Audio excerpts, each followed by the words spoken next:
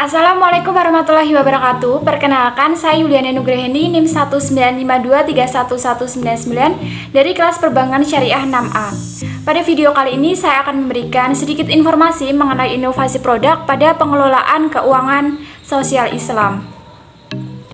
Pengelolaan keuangan sosial Islam mencakup beberapa sektor, yaitu zakat, infak, sedekah, dan wakaf.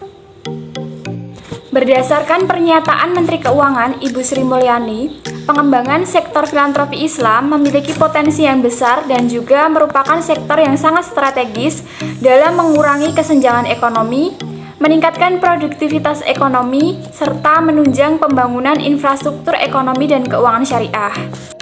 Pembahasan selanjutnya adalah inovasi produk pengelolaan keuangan sosial Islam, yang salah satunya adalah dengan pemanfaatan teknologi digital pada proses penerimaan, pendistribusian, dan pelaporan siswa. Dengan adanya pemanfaatan teknologi digital membuat adanya platform dalam pengumpulan zakat, infak, maupun sedekah. Terdapat 3 platform dalam pengumpulan YIS. Yang pertama yaitu platform internal. Platform ini dikembangkan sendiri oleh lembaga YIS dalam bentuk situs website atau aplikasi. Contohnya pada Basnas terdapat website pembayaran zakat pada situs webnya. Platform kedua yaitu platform eksternal, yaitu yang disediakan oleh mitra dari lembaga zakat untuk mengumpulkan dana YIS, seperti kitabisa.com, dompet duafa, rumah zakat, dan lain-lain. Selanjutnya yang ketiga atau yang terakhir yaitu mesin pembayaran tunai, semacam mesin ATM, tetapi ini belum semua tempat terdapat mesin pembayaran tunai ini. Menuju ke pembahasan terakhir yaitu inovasi dan solusi produk pada pengelolaan keuangan sosial Islam pada saat ini atau pada masa pandemi. Yang pertama yaitu dengan penyaluran bantuan langsung tunai yang berasal dari zakat, infak, maupun sedekah, baik dari unit-unit pengumpul zakat maupun masyarakat secara langsung. Khusus untuk zakat yang ditunaikan, penyalurannya dapat difokuskan kepada orang miskin yang terdapat COVID-19 secara langsung, sebagai salah satu yang berhak menerima zakat atau mustahik. Poin ini adalah skema filantropi Islam yang memiliki potensi besar bagi perekonomian masyarakat. Yang kedua adalah penguatan wakaf uang, baik dengan skema wakaf tunai maupun dengan wakaf produktif. Badan Wakaf Indonesia perlu bekerja sama dengan lembaga keuangan syariah untuk mempromosikan skema wakaf ini agar dapat digunakan sebagian untuk pembangunan berbagai infrastruktur wakaf seperti rumah sakit wakaf dan lain-lain. Manajemen wakaf harus dilakukan secara profesional sehingga wakaf dapat dimanfaatkan secara berkelanjutan. Yang ketiga, bantuan modal usaha unggulan saat krisis. Di tengah-tengah krisis, tidak sedikit sektor usaha atau UMKM yang berjuang agar tetap eksis. Usaha ini seringkali sulit bertahan karena keterbatasan permodalan.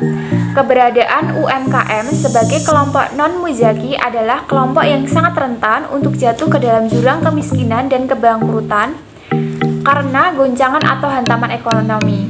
Oleh karena itu, pemberian modal pada usaha dijadikan sebagai sarana mengurangi dampak krisis.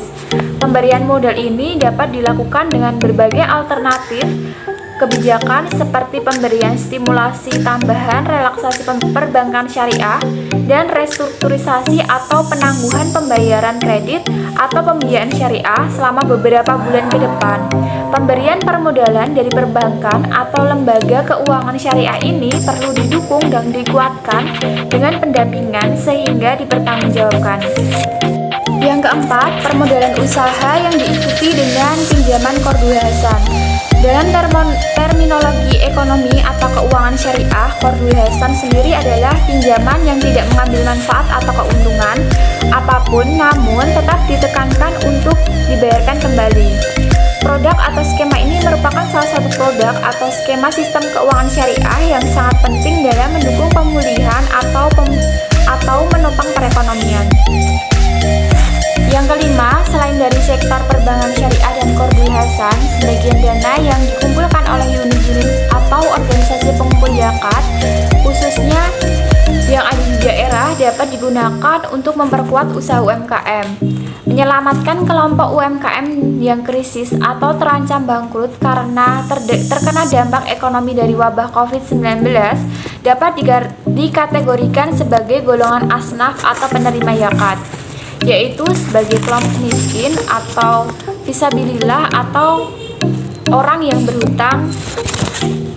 Yang keenam atau terakhir adalah pengembangan teknologi finansial syariah untuk memperlancar likuiditas pelaku pasar daring secara syariah, di mana pada saat yang bersamaan juga diupayakan peningkatan fokus pada social finance, zakat, infak, sedekah maupun wakaf di samping commercial finance, termasuk pengembangan marketplace untuk mengumpulkan pasar tradisional dan UMKM yang berjumlah hampir 60 juta saat ini dengan tujuan mempertemukan permintaan dan penawaran baik di dalam negeri maupun luar negeri, khususnya di masa-masa lockdown karena pandemi.